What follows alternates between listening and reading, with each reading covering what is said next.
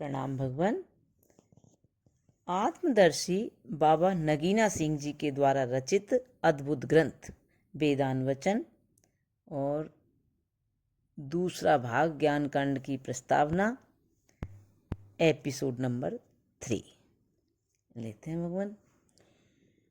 उपनिषदों में ब्रह्म विद्या विविध भांति से वर्णन की गई है। इसमें से कुछ एक विधियां बाबा नगीना सिंह ने वेदान वचन में बड़ी स्पष्टता के साथ वर्णन की हैं, परंतु प्रत्येक उपनिषद में एक विशेष बात दृष्टि में रखी गई है कि ज्ञान का उपदेश अधिकारी व्यक्ति को किया गया है। जिस जिस योग्यता के शिष्य ब्रह्म विद्या के सीखने के लिए आचार्य के सम्मुख आए, उनको उसकी धारणा और समझ के अनुसार आचार्य ने उपदेश किया। कठोपनिषद में नचकेता और यम आख्यान वर्णन किया गया है, जहाँ यमराज उपदेश करने वाले थे और नचकेता एक छोटा सा लड़का, सरल स्वभाव, श्रद्धा से भरपूर, मुक्ति का इच्छुक था। कठोपनिषद में देवताओं को उमा रूपी आचार्य ने यक्ष के उदाहरण से उपदेश किया। मुंडकोपनिषद में आचार्य प्रजापति की ओर से उपदेश किया गया और छांदोग्य तथा बृहदारण्यकोपनिषद में विविध अधिकारियों का उल्लेख किया गया है। नारद ने जो विद्वान होते हुए भी सनकादिक ऋषियों से उपदेश चाहा, तो उन्होंने नारद से पूछा कि तुमने पहले कौन कौन सी विद्याएं सीखी हैं, और इस बात से परिचित होकर कि नारद क्या क्या शिक्षा पा चुका था और अब क्या आवश्यकता शेष थी, उसको उपदेश किया।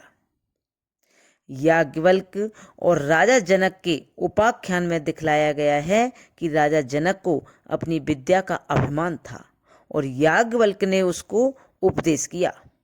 राजा इंद्र और विरोचन की कहानी में दिखलाया कि प्रजापति ने विरोचन को उसकी मूर्खता के कारण ब्रह्म विद्या का उपदेश करना व्यर्थ समझा और इंद्र को 4 बार करके 101 वर्ष में ब्रह्म विद्या का उपदेश किया। कहीं पर दिखलाया गया है कि आकाशवाणी से ज्ञान का उपदेश हो गया, या अग्नि के शब्द से या बैल की आवाज से अधिकारी पुरुषों को ब्रह्म विद्या प्राप्त हो गई। एक स्थान पर घमंडी अहंकारी पुत्र को पिता ने उपदेश किया और एक अवसर पर याज्ञवल्क्य ने अपनी स्त्री मैत्री को उपदेश किया। कहीं कहीं सीखने वाले की योग्यता पर बिना इस ख्याल के कि वह किस जाति का है उपदेश किया गया है। और श्वेतरोपनिषद में उल्लेख है कि ब्रह्मचारी परस्पर बैठकर तर्क वितर्क करने लगे और वाद विवाद करते करते अभीष्ट परिणाम पर पहुंच गए। दूसरे स्थान पर उल्लेख है कि ब्रह्मचारी ब्रह्मनिष्ठ आचार्य के पास ब्रह्म को सीखने के लिए गए और उनके उपदेश से ब्रह्मवेत्ता हो गए।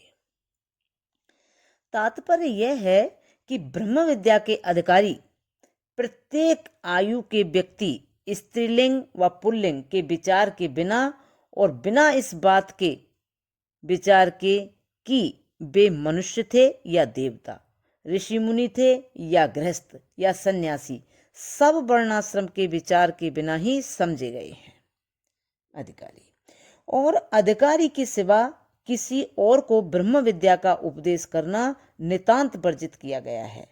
और कहीं कहीं यह भी कहा गया है कि पुत्र के सिवाय या किसी ऐसे शिष्य के सिवाय जो गुरु को पिता के तुल्य समझता हो, इस विद्या को प्रकट न करना चाहिए। और इस विद्या को गुप्त रहस्य कहते हैं। और जैसा कि ऊपर वर्णन किया गया है, इस विद्या के उपदेश के लिए आचार्य लोग विविध शैलियां ग्रहण करते रहे हैं।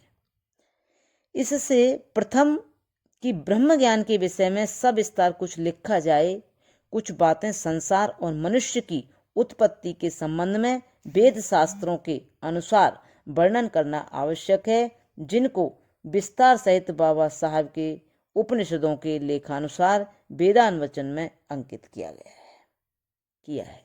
अब भगवान यहाँ से आगे कल संसार और मनुष्य की उत्पत्ति, यह प्रस्तावना में आ रहा है, इसको लेंगे कल।